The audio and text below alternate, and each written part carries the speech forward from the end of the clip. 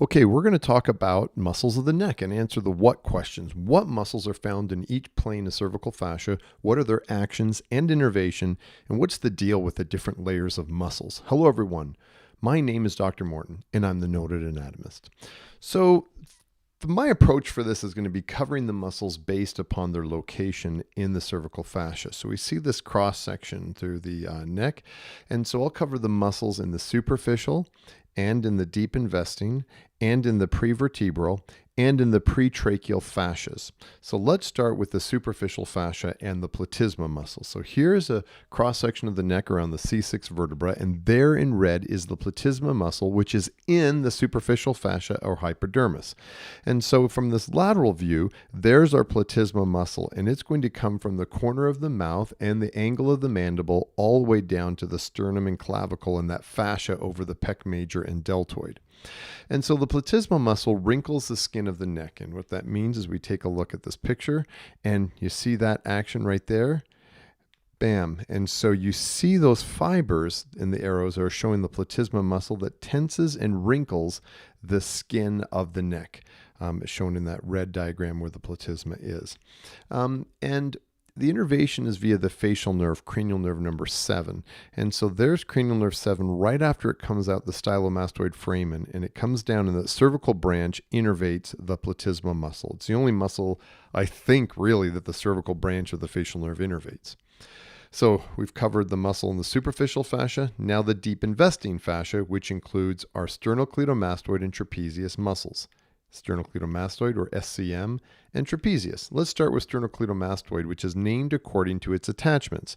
And so there we have the sternal attachment, clavicular attachment, and cleido means clavicle, and the mastoid process, hence sternocleidomastoid.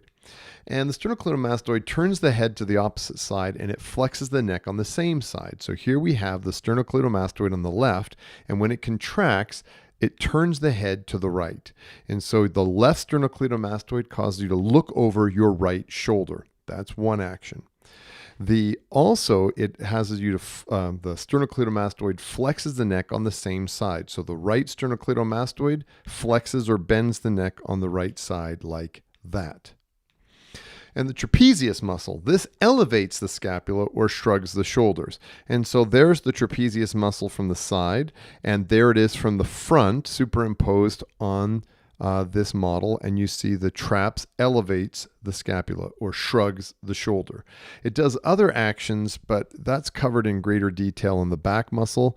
So the scapula elevation of the shoulders, and the other big one is the extension of the head and neck, things that you see the head. And there we have the head that's flexed, and the trapezius muscle extends the head and neck from here to here. We're next going to talk about the innervation of the SCM in the traps, which is through cranial nerve 11, the spinal accessory nerve. In this lateral view, we see the spinal accessory nerve there within the posterior triangle of the neck. The spinal accessory nerve exits through the jugular foramen and then gives a nerve innervation to the sternocleidomastoid, courses across the posterior triangle of the neck, and innervates the trapezius muscle. The deep investing fascia, now we're going to the prevertebral fascia muscles. And so those include the scalene muscles, the anterior, middle, and posterior scalene muscles. And on this cross section, there's anterior, middle, and posterior scalene muscles. And shing, cervical and brachial plexuses exit between these anterior and middle scalene muscles. Now let's look at an anterior view. There is our anterior scalene, our middle scalene, and our posterior scalene muscles. And up high, you can see the phrenic nerve, a branch from the cervical plexus, exiting between anterior and middle. And then there's the brachial plexus exiting as well between the anterior and middle scalene.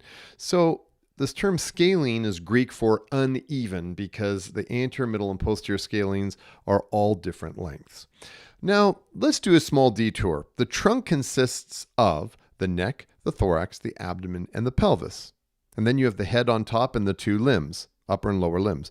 But the trunk are these three things. So the abdomen in cross-section, we notice the following. There is the external oblique, the internal oblique, the transverse abdominis muscles, and then the lumbar and intercostal nerves course between the internal oblique and transverse abdominis.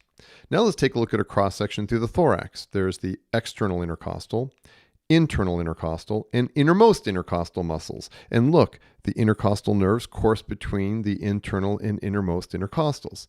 Now let's look at a cross-section through the neck. There's the posterior scalene, there's the middle scalene, and there's the anterior scalene muscle, and the cervical and brachial plexuses exit between the anterior and middle scalenes. So the take-home point for this is the following. The anterior lateral trunk wall has 3 layers of muscles, and the nerves and vessels course between layers 2 and 3. The neck, the thorax, the abdomen, and the pelvis all work in that way. So back to the scalene muscles. They elevate the first and the second ribs. And so here we have the scalene muscles, and you see when they contract, they elevate that first and second rib. That helps to increase the diameter of the thoracic cavity, which increases the volume of the lungs. That helps you inhale. Then you also have lateral flexion of the neck. So when you look at this view and you see there's the posterior triangle of the neck because it's between the traps and the sternocleidomastoid, and the muscles that form part of the floor are the scalene muscles form part of the floor of the posterior triangle, and they bend the neck to the same side, lateral flexion of the neck.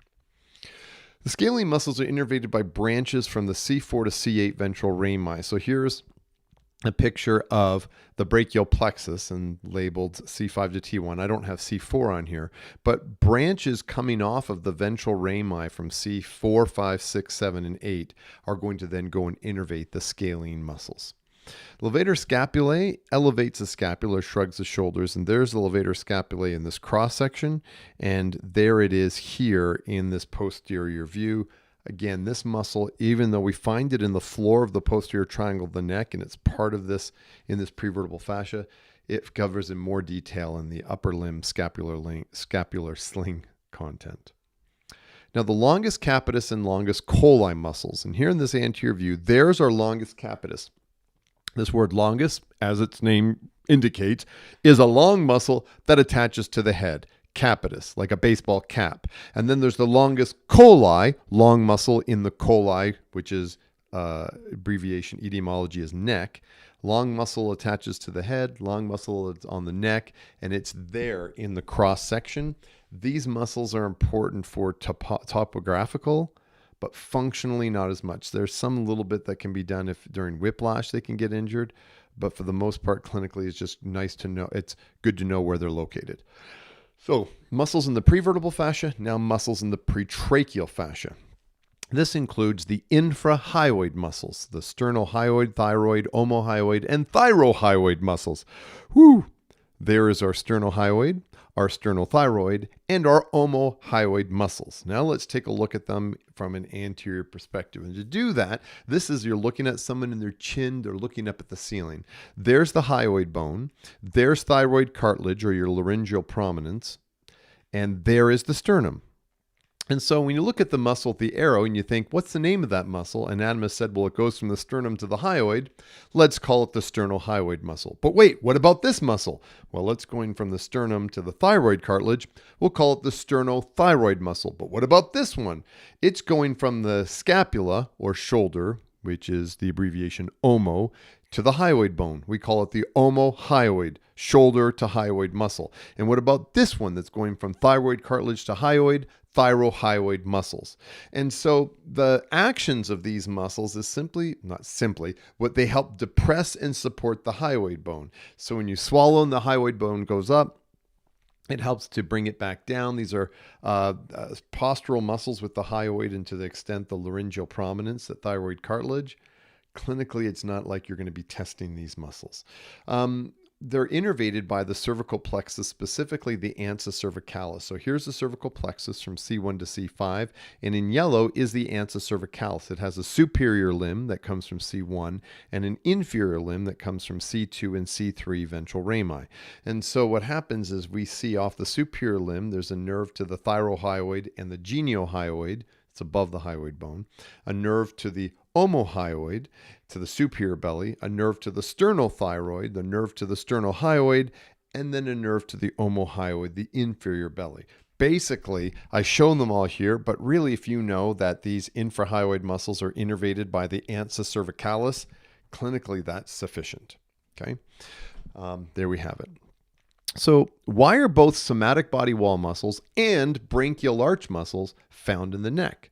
So, here in this cross section, take a look. There is our somatic body wall muscles. And what I mean by that, they're derived from the somites. So, there's sternohyoid, sternothyroid, and omohyoid. And then there's our scalenes, levator scapulae, and also the epaxial muscles, the paraspinal muscles. And the branchial arch muscles, like the platysma from branchial arch number 2, and the sternocleidomastoid and traps from the hind arches. So what's the deal? Why do we have this? Well, to answer this question, we say the head and neck are like an orange on a toothpick. Funny movie. So there's an orange and there's a toothpick. So watch what happens. It doesn't look very stable and thump. That's what would happen, okay? It would just drop. So even if we go, let's push this back up and you let go, it drops. So you push this back up and it drops. So what do you do to stabilize this orange? Well, let's put maybe some bungee cords on the back like this and tighten them. See that? You tighten and it goes up. Well, the head and neck are like an orange on a toothpick. You have an orange and you have a toothpick. So then when it falls over, you put some bungee cords, we call them the sternocleidomastoid and the traps, and they do this. They bring the head up because the sternocleidomastoid and the trapezius are both hind arches that are basically coming from the head and they migrate down. And so what happens is you've got these semitic muscles here, like those infrahyoids and the scalenes. Those muscles, for the most part, attach to and from within the neck. They don't go to the head. So the head would flop forward. So then we have these branchial arch muscles like sternocleidomastoid and traps that migrated down to the shoulder and to the back to help stabilize this orange, the head, on the toothpick, the neck. And that, my friends, are the muscles of the neck in a nutshell.